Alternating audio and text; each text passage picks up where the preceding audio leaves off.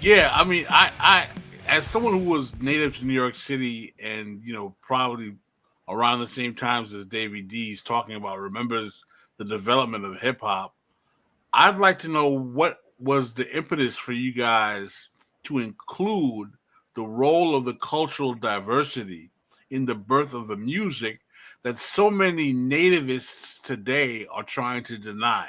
Mm. Well, that's an interesting question because there wasn't an impetus to include anything. Uh, People just were what they were. I hear people kind of do this revisionist thing, and I explain to folks that when we were coming up, uh, everybody tried to be as cool as you could possibly be. So if you was from Jamaica, you didn't say you was from Jamaica. You just tried to be New York. If you was Mm. from the South, and I'm saying this is somebody who now is finding out after 30, 40 years that people I know are first generation from the South. They didn't say that when we were coming up. They just said, I'm from the Bronx. Other people, uh, lost their accents, and everybody just tried to be as cool as you could possibly be. So we were New York, and whatever New York was at that time is what you tried to be. The diversity came when you went home and you were trying to find something that would give you a fresh edge. So I would imagine if you was from Mississippi and you was looking for a breakbeat, you probably raided your mom and dad's Bobby Blue Bland collection or Muddy Waters collection. Mm. I went and raided my mom's, Carla McRae and Cab Calloway collection, and somebody else might have went and got their father and mother's Jamaican connection collection.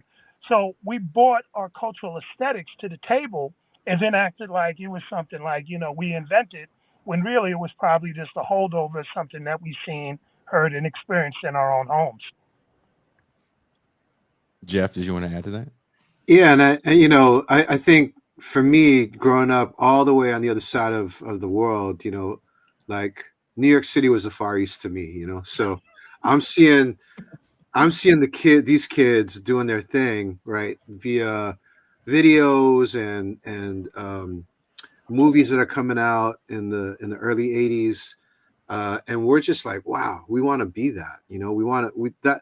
That was something that for us, it explained to us exactly about what young folks were up to, because you get sold even in Hawaii on TV this version of America or whatever, America colonized Hawaii, Yeah. um, and the popular culture, that's sold to us as all Brady Bunch, Partridge Family type of stuff, right? Eight is enough, whatever.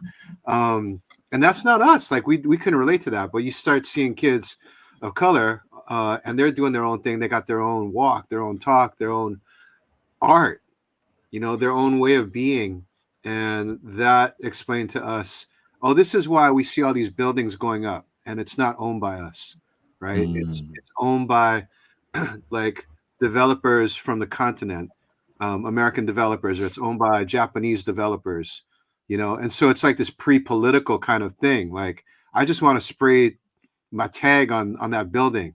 I want to spray my tag on that highway, and as it develops, we're drawn in deeper and deeper into this Black freedom culture, Mm. um, and we begin to learn a lot more about it. And I think that this is the moment where I'm entering, is the moment where hip hop is beginning to spread around the world. So by the time we get to the book, writing the book, as Dave is saying, it's kind of, it's just natural, right?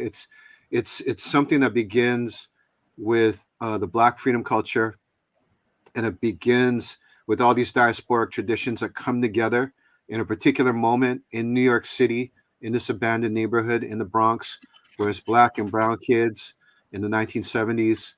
Um, and then it begins to develop and grow, and it goes worldwide, and it gives everybody around the world a voice. And that can be that's problematic in a lot of ways, but it's also liberating, if we stay true to those original ideas that were part of and seated within the culture from the beginning.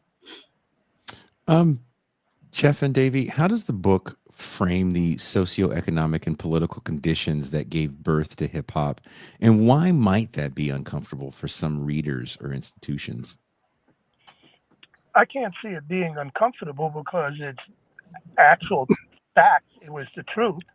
And there were a lot of people from Ronald Reagan to Jimmy Carter who tried to capitalize off that when they ran for elections. People would famously come into the South Bronx and stand in front of an abandoned building and say, "This is urban decay, and we're going to do something about it." Uh, they would look and they would brag that we're going to try and bankrupt New York City. That would have been President Gerald Ford. Like, tell New York City to drop dead. The police, at that time would hand out flyers and pamphlets talking about welcome to Fear City, right? Mhm. And would outline a bunch of things that tourists should not do if they came to New York. And they would go there in plain clothes and give it to people as they got off the train. So, I mean, off the plane. So there were a lot of people that looked at the decaying infrastructure of New York, Mm. and they capitalized off it. We when the book was written, we just really talked about how we navigated that. Mm.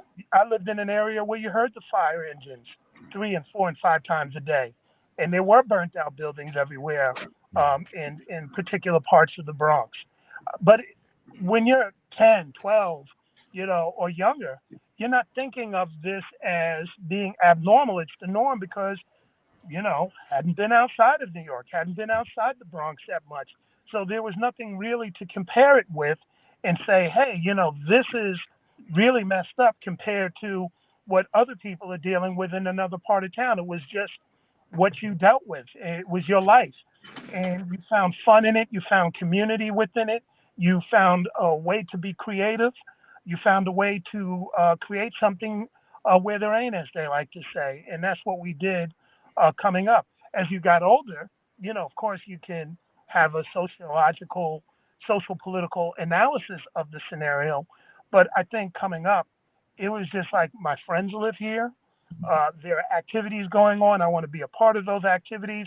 There were community, and I wouldn't trade it for anything in the world. There was a special moment those years of coming up and being a part of something that now is, become a fabric of the entire world, cultural fabric at least.